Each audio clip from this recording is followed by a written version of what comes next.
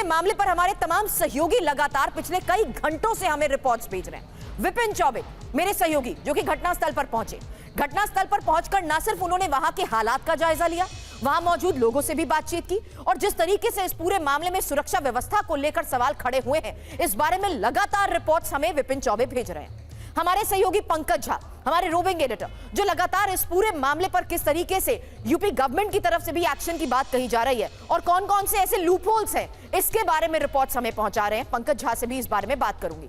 मेरे सहयोगी पुनीत हमें लगातार पूरे मामले की इन्वेस्टिगेशन में दायर हुई एफआईआर और एफआईआर में अज्ञात और क्योंकि इसमें बाबा का नाम नहीं है, इसको लेकर कौन उन्हें बचाने की कोशिश कर रहा है, इस आधार पर भी इन्वेस्टिगेशन कर रहे हैं। पुनीत से भी बात करूंगी। मेरे सहयोगी शिवांग सुबह से उस अस्पताल में मौजूद है, मैं कहूं पिछले कई घंटों से उस अस्पताल में मौजूद है जहां अभी तक लोगों का इलाज चल रहा था और यही वजह है कि आंकड़ा लगातार मौत का बढ़ता गया कि 121 लोग अपनी जान गंवा चुके हैं। अस्पताल पहुंचे योगी आदित्यनाथ और अधिकारियों के बारे में भी शिवांग से बातचीत करूंगी। साथ ही मेरे सहयोगी रजनीश उन जगहों पर जा रहे हैं जहां तक इस बाबा का जाल फैला हुआ है। जीत भाटी मेरे सहयोगी आगरा से भी मुझे ज्वाइन करेंगे और वो उस जगह पर पहुंचे हैं जहां पर बाबा का घर है। बाबा का घर भले ही बंद है, लेकिन दूर दूर से लोग उस घर को प्रणाम करने के लिए भी वहां पर आते हैं। तो हमारे सहयोगियों की पूरी टीम जिस तरीके से इस पूरे मामले पर बाबा को लेकर बड़े खुलासे कर रही है, सबसे पहले विपिन मैं आपके पास आ रही हूं। विपिन, बहुत खास तस्वीरें आपने हम तक पहुंचाई है, हादसे की जगह से एक एक तस्वीर आपने हमें दिखाई है। फिलहाल इस वक्त वहां पर क्या स्थिति है, सीधी तस्वीरें दिखाएं।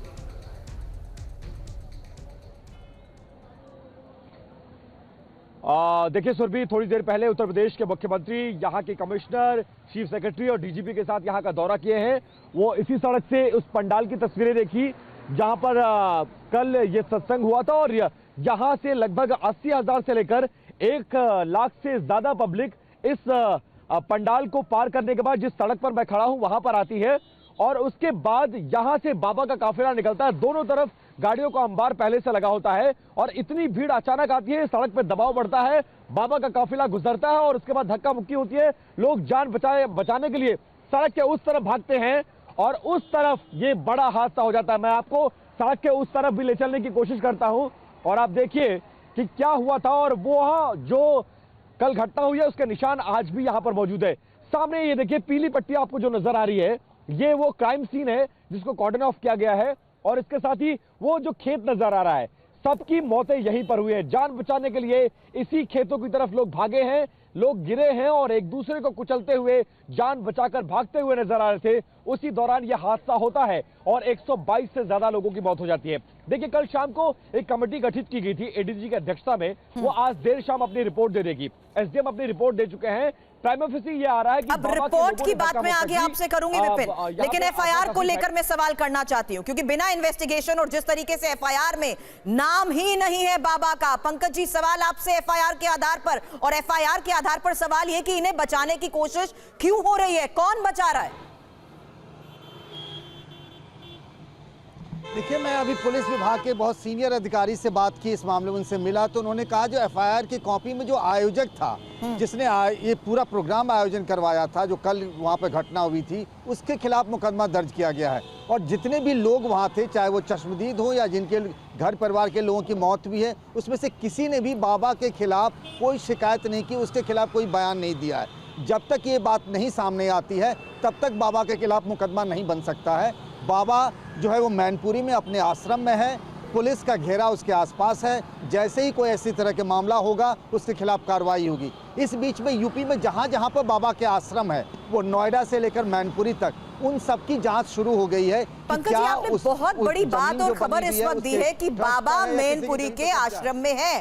क्या भगदड़ में लोगों के जान गंवाने के बाद पुलिस ने बाबा से भी कांटेक्ट किया, सवाल जवाब हुए? देखिए, अभी तक ऐसी कोई जानकारी सामने नहीं आई है। हाँ, पुलिस सोर्सेज से ही हमें ये पता चला कि कल की घटना के बाद से वो मैनपुरी में ही अपने उसी आश्रम में ठहरा हुआ है जहाँ की बात और जहाँ हमारे सहयोगी पुनीत खड़े हैं, इस बात की कंफर्मेशन यूपी पुलिस ने की है कि बाबा उसी आश्रम में है। अभी मैं आपके पास जल्द वापस लौटती हूं। अब भोले बाबा को लेकर जिस तरीके से खुलासे हो रहे हैं, एक और बड़ी खबर, सेवादारों को फ्रेंचाइजी पर आश्रम देता था बाबा। फ्रेंचाइजी पर कई आश्रम्स भी जिस तरीके से चल रहे हैं, उसी आधार पर हमारे सहयोगी भी ये जानने की कोशिश कर रहे हैं कि आखिर बाबा के ये आश्रम कहां कहां पर हैं और लोग जिस तरीके से इन आश्रम का रुख करते हैं वहां पर स्थिति क्या है। अब सेवादारों को फ्रेंचाइजी पर आश्रम देता था बाबा, ये एक और खुलासा भोले बाबा के बारे में।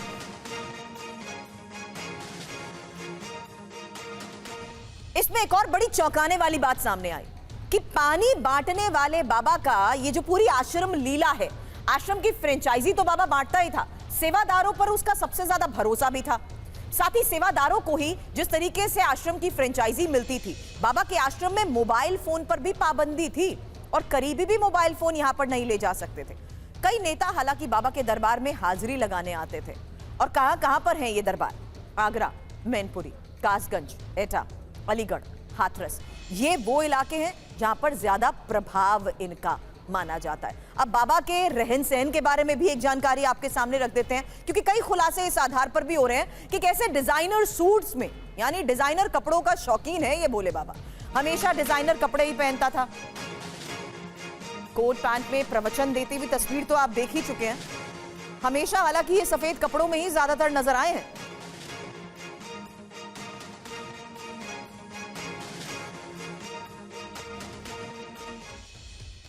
तो बाबा के पैरों की धूल जिस तरीके से मौत का शूल बनी है, सूट बूट और टाई वाले बाबा के बारे में कुछ और जानकारी आपके सामने, क्योंकि डिजाइनर कोट पहनने के ये शौकीन बताए जाते हैं। डिजाइनर आउटफिट्स, पैंट, कपड़ों के लिए पर्सनल डिजाइनर तक बकायदा इन्होंने हायर कर रखा था। और बाबा पर आरोप क्या क्या है?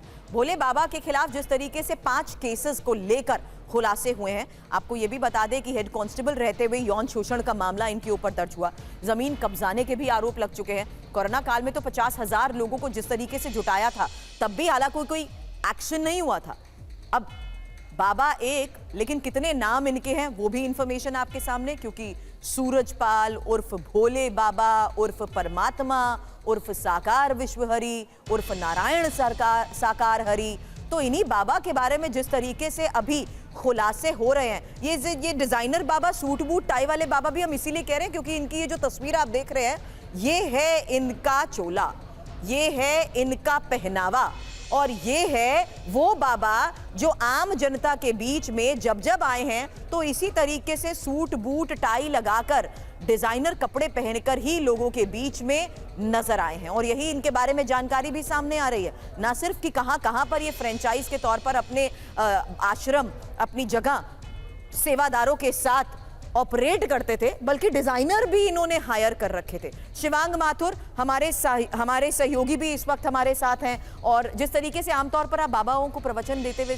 देखते हैं तो एक इमेज सबके जहन में होती है कि बाबा किस तरीके का चोला ओढ़कर लोगों के बीच आते हैं, प्रवचन देते हैं, लेकिन ये बाबा जरा सूट बूट टाई वाले बाबा हैं जिनके ऊपर इससे पहले भी कई केसेस दर्ज हो चुके हैं। यौन शोषण तक का मामला, जमीन कब्जाने तक का मामला इनके ऊपर रहा है। शिवांग मेरे सहयोगी इस वक्त हमारे साथ जुड़ चुके हैं, क्योंकि निर्दोष लोगों की मौत के जिम्मेदार बाबा के बारे में जिस तरीके से शिवांग अभी तक बड़े खुलासे हो रहे हैं। अस्पताल से सुबह से आप रिपोर्ट करते आए हैं, सीएम योगी भी अस्पताल पहुंचे, क्या जानकारी अभी तक घायलों के बारे में, वहां स्थिति क्या है? देखिए, अब क्योंकि दोपहर हो चली है और कल का ये मामला है, लगभग 24 घंटे बीत चुके हैं, तो अस्पतालों की स्थिति थोड़ी सी अब संतुलन में है। जो मृतकों के शव थे, वो जो जानकारी हमारे पास आ रही है, वो लगभग अब परिजनों को सुपुर्द कर दिए गए हैं। जो कुछ घायल थे उनका इलाज अभी 2 से 3 दिन और चलेगा। योगी आदित्यनाथ ने उनसे मुलाकात की है। इस वक्त सुरभि हम मौजूद हैं हाथरस के अंदर, जो पुलिस लाइन है यहाँ पे एक हाई लेवल मीटिंग चल रही है, मैं आपको बता दूं। उसमें योगी आदित्यनाथ हैं, उसमें मुख्य सचिव हैं, उसमें IG हैं, DIG हैं, कमिश्नर हैं, और जो जिस रिपोर्ट का जिक्र कर रहे थे विपिन थोड़ी देर पहले, जो ADG की अध्यक्षता में रिपोर्ट बनाई गई है, उसको भी कुछ देर में आना है। तो ऐसे में योगी आदित्यनाथ हर एक बात का, मुख्यमंत्री हर एक चीज का संज्ञान ले रहे हैं कि कहां कोई चूक रही है, कहां कोई कमी रही है। मैं आपको अंदर ले चलता हूं और दिखा देता हूं कि कुछ ही देर में जो है यहाँ पे प्रेस वार्ता भी शुरू होने वाली है।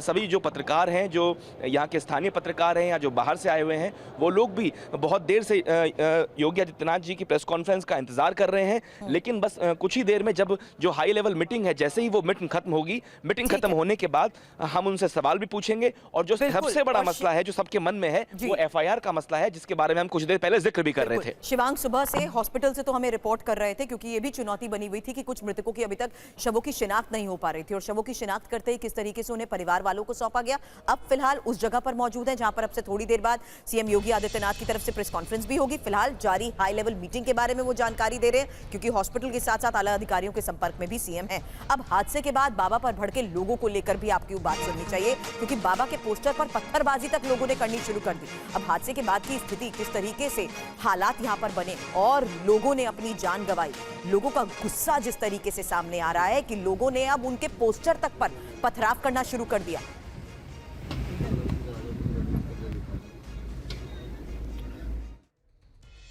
बाबा के बारे में अब एक और बड़ा खुलासा, क्योंकि बाबा के इस आश्रम में काला जादू भी होता था। पूरी जानकारी उस आधार पर आपके सामने रखते हैं, जहां आश्रम में काला जादू को लेकर खबर यह आई कि बाबा के आश्रम में काला जादू करवाने के दावे किए गए, तांत्रिक क्रियाएं होने का भी दावा हुआ। खुद को नारायण का ये अवतार तो बताते ही थे, इसी बहाने सत्संग की जिस तरीके से इन्होंने शुरुआत की, आश्रम के द्वार पर जिस तरीके से मूर्तियां बनवाई गई, मूर्ति में गरुड़ पर सवार, हाथ में चक्र धारण। 1997 में यूपी पुलिस की हालांकि इन्होंने नौकरी छोड़ दी थी, और 1999 में आसपास के इलाकों में सत्संग से इन्होंने ये शुरुआत की। हालांकि धीरे धीरे सूरजपाल से ये भोले बाबा कैसे बन गए, वही खुलासे इस वक्त हम कर रहे हैं, क्योंकि 1999 में मारुति 800 ये चलाते थे, लेकिन आज सूट बूट और टाई वाले बाबा डिजाइनर भी रखते हैं। और जिस तरीके से इन्होंने अपनी देखरेख के लिए ही पूरी एक ब्रिगेड बना रखी है, उसको लेकर भी बड़े खुलासे हुए।